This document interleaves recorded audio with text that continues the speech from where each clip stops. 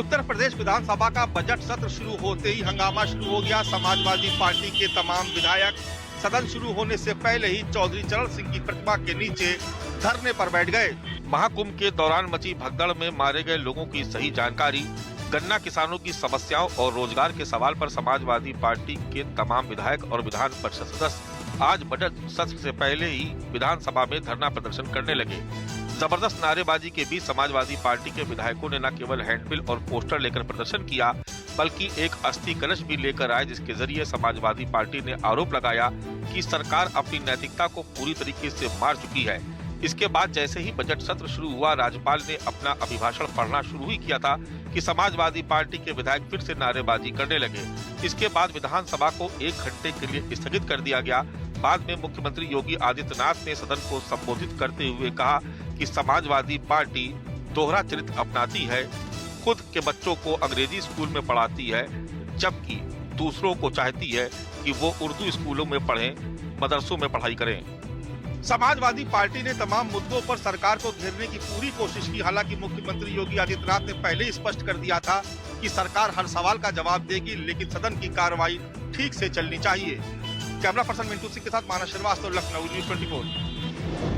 पश्चिम बंगाल के विधानसभा में सरस्वती पूजा के मुद्दे को उठाने को लेकर विधानसभा के अंदर में बीजेपी के विधायक शुभेंदु अधिकारी के नेतृत्व में जब उठा रहे थे, तभी स्पीकर ने इनका विरोध किया। और स्पीकर जिस तरह से ये आरोप है कि जो 4 विधायक थे, बकायदा वहाँ पे जो कॉपियाँ थी उसे फाड़े हैं और सरस्वती पूजा को लेकर विधानसभा में यहाँ पे नारेबाजी कर रहे थे। इसके वजह से ही 4 बीजेपी के जो विधायकों को सस्पेंड कर दिया गया है, यानी शुभेंदु अधिकारी, अग्निमित्रा पाल, बंकिम घोष और विश्वनाथ कारक को यहाँ पे सस्पेंड किया गया है। और आज मुख्यमंत्री ममता बनर्जी विधानसभा के अंदर में अपने भाषण को रखने वाली थी और अब यहाँ पे बीजेपी के जितने विधायक हैं, सारे विधायक गेट के बाहर में विरोध प्रदर्शन करना है। उनका कहना है कि पश्चिम बंगाल में यहाँ पे सरस्वती पूजा नहीं किया जाता है, दुर्गा पूजा को नहीं किया जाता है, रामनवमी को लेकर जिस तरह से यहाँ पे शोभा यात्रा निकलता है उनमें विरोध किया जाता है। तो कहीं कहीं यहाँ पे हिंदुत्व जो है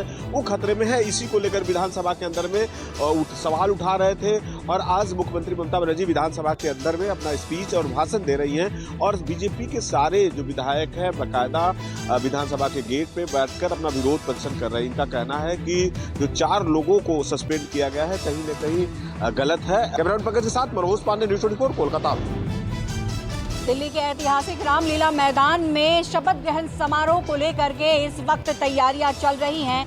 20 तारीख को शपथ ग्रहण समारोह होना है, इसको लेकर तैयारियां जोरों पर है और साफ तौर पर आप तस्वीरों में भी देख सकते हैं रामलीला मैदान की ओर जाने वाली सभी रास्ते 19 फरवरी की रात से बंद कर दिए जाएंगे। साथ ही साथ आपको हम ये भी बता दें कि वीवीआईपी वाहनों को ही सिर्फ प्रवेश मिलेगा। 20 राज्यों के मुख्यमंत्री यहां पर पहुंचेंगे शपथ ग्रहण समारोह में। सभी केंद्रीय मंत्रियों, एनडीए नेताओं को भी बुलाया गया है समारोह में शामिल होने के लिए। रामलीला मैदान के मंच पर शपथ ग्रहण समारोह से पहले होगा गीत संगीत का रंगारंग कार्यक्रम। कैलाश खेर की प्रस्तुति भी होगी रामलीला मैदान में।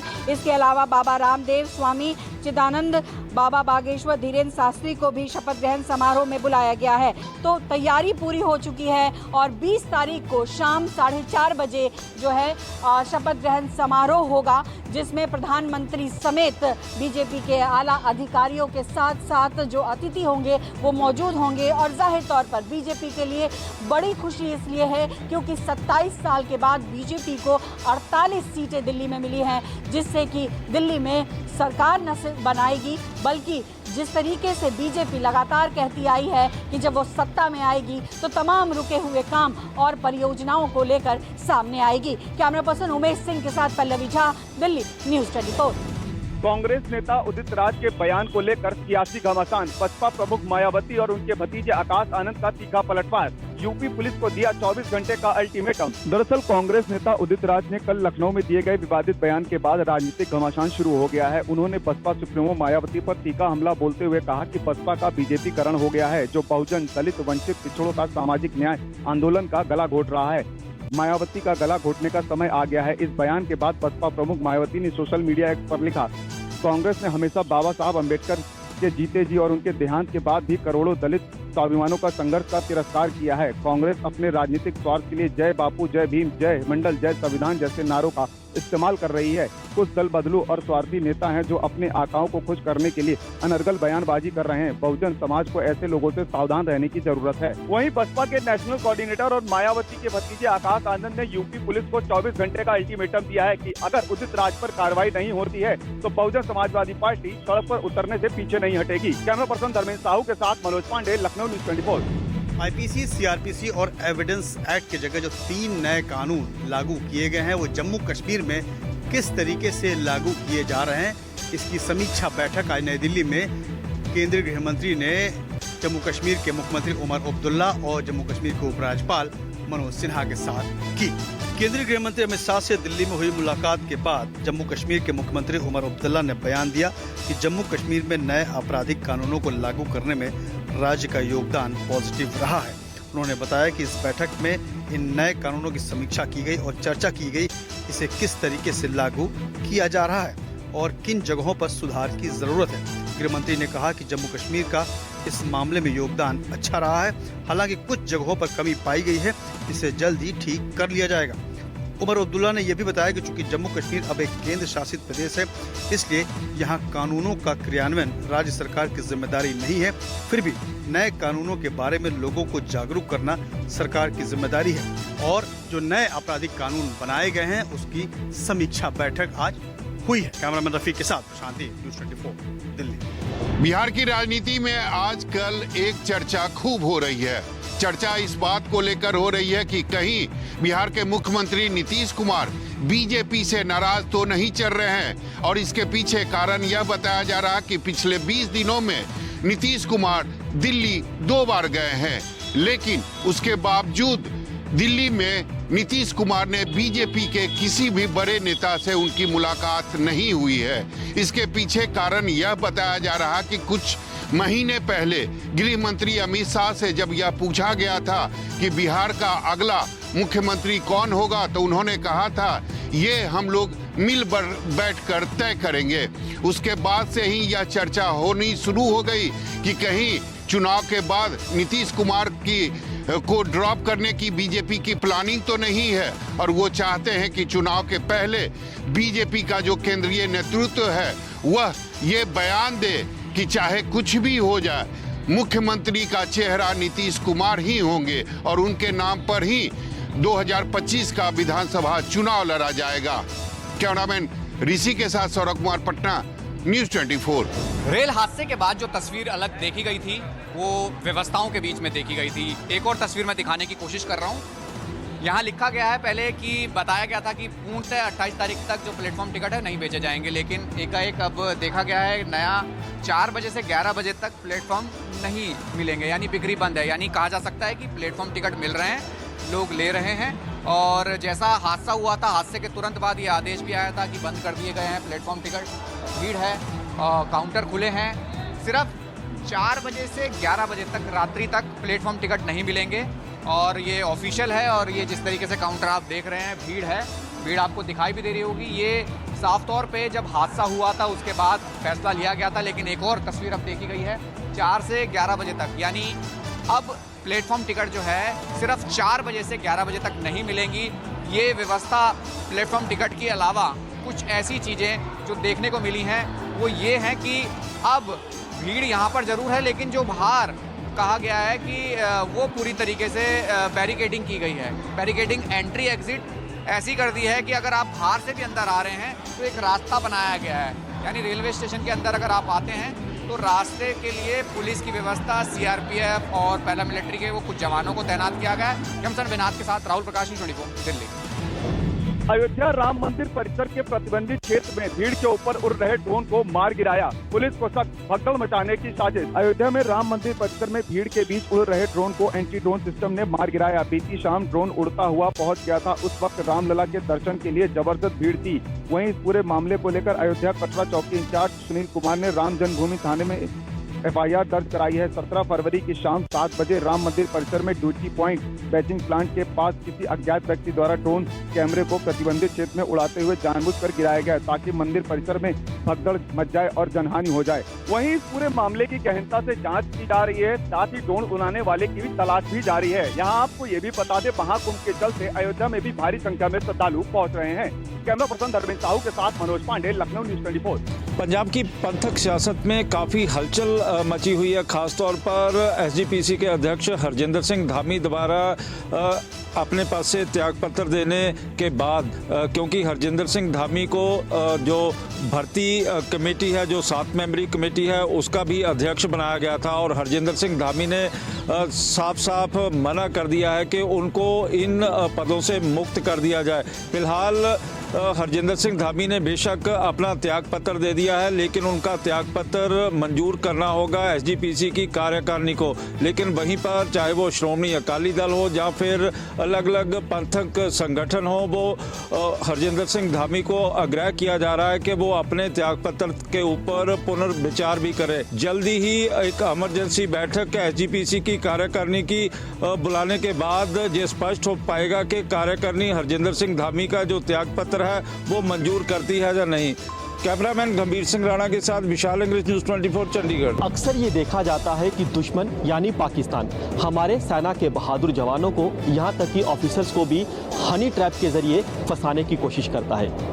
उसका मकसद होता है कि यहाँ की जो इंस्टॉलेशन की जानकारी है वो उन तक पहुँच सके। लेकिन अब दुश्मन यानी पाकिस्तान अपने नापाक मंसूबों में कामयाब नहीं हो पाएगा। वो हम क्यों कह रहे हैं? ये हम आपको इसलिए कह रहे हैं क्योंकि अब M-Shield ये ऐसा सॉफ्टवेयर है, एक ऐसा ऐप है जो भारतीय सेना ने अपने जवान, अपने ऑफिसर्स के लिए खास तौर पर तैयार किया है। संजीवनी है, ये भी एक ऐप है। इसका मकसद ये है कि जवान मानसिक रूप से, शारीरिक रूप से वो फिट हैं या उन्हें कोई परेशानी है। M-Shield ऐप आपके फ़ोन की साइबर हाइजीन मेंटेन करता है। लाइक जैसे कि हमें पता है कि डिफेंस में बहुत सारे ऐप्स हैं, जैसे social media app, dating apps, lot of financial app, gambling apps band हैं। 300 से ज़्यादा ऐसे ऐप्स हैं। उसके ऊपर भी ऐसे ऐप्स हैं जो आजकल हर दिन एक नए ऐप्स आ जाते हैं। तो कैसे हम अपने ट्रूप्स को, हमारे अंडर जो हैं, कैसे हम उन्हें बता दें कि वन टाइम सोल्यूशन दें कि उन्हें पता रहे कि हाँ ये यूज़ नहीं करना है। सो हेंस भी हमने M-Shield ऐप बनाई थी। दोनों ऐप जो है भारतीय सेना के जवानों की सहूलियत को ध्यान में रखकर तैयार किया गया है। कैमरामैन RK कोल के साथ पंकज शर्मा, न्यूज़ 24 जम्मू। इन दिनों सोशल मीडिया में महाराष्ट्र के एक छात्र का वीडियो जबरदस्त वायरल हो रहा है। समर्थ महांगड़े इस छात्र का नाम है और उसने अपनी एग्जाम इम्तिहान देने के लिए पांचगढ़ी से वाई तक पैराग्लाइडिंग से सफर किया। समर्थ महांगड़े पांचगढ़ी में कुछ काम के सिलसिले में गया था। वहां जाकर उसके दोस्त ने उसे कॉल किया और उसे बताया कि आज 15 दिसंबर है और आज तेरी एग्जाम है। उसे लगा था कि उसका इम्तिहान दिसंबर के अंत में होगा। ऐसे में एग्जाम के लिए बस 20 मिनट बाकी थे। ऐसे में समर्थ क्या करता, क्योंकि पंचगढ़ी से वाई का 15 किलोमीटर का अंतर था और उसके लिए 2 घंटे का सफर उसे तय करना पड़ रहा था, क्योंकि वहाँ पर जबरदस्त ट्रैफिक जैम था। ऐसे में उसने अपनी ये समस्या GP एडवेंचर के एक व्यक्ति को बताई और उस व्यक्ति ने वहाँ पर पैराग्लाइडिंग निकाली और वो समर्थ को लेकर वहाँ से उड़ गया और करीब 20 मिनट में ही वो एग्जाम सेंटर के यहाँ पर पहुँचा। एग्जाम सेंटर के बाहर समर्थ का दोस्त वहाँ पर उसके आई कार्ड और कॉलेज का यूनिफॉर्म लेकर खड़ा था। वो वहाँ पर पहुँचा और समर्थ ने अपनी एग्जाम वहाँ पर दी। कैमरामैन दिलीप अवेरे के साथ विनोद चकताले, न्यूज़ 24 मुंबई। ब्यावर जिले के विजयनगर में मानवता को शर्मसार करने वाली एक बड़ी घटना सामने आई है। इसके तहत एक समुदाय विशेष के कुछ युवाओं ने स्कूल जाने वाली नाबालिग लड़कियों को मोबाइल फोन देकर उनके साथ न केवल दुष्कर्म किया, बल्कि उनके अश्लील वीडियो, फोटो खींचकर उन्हें ब्लैकमेल भी करने लगे। इस पूरे मामले में कहा जा रहा है कि 5 से ज्यादा लड़कियों को इस तरह से ब्लैकमेल किया जा रहा था, जिनमें से 3 लड़कियों के माँ बाप ने इस पूरी घटनाक्रम की शिकायत पुलिस में दर्ज करा दी है, जिसके बाद इन लोगों के खिलाफ पुलिस ने कार्रवाई करते हुए अब तक 7 ऐसे दोषियों को गिरफ्तार कर लिया है, जबकि आधा दर्जन से ज्यादा लोगों की अभी भी तलाश की जा रही है।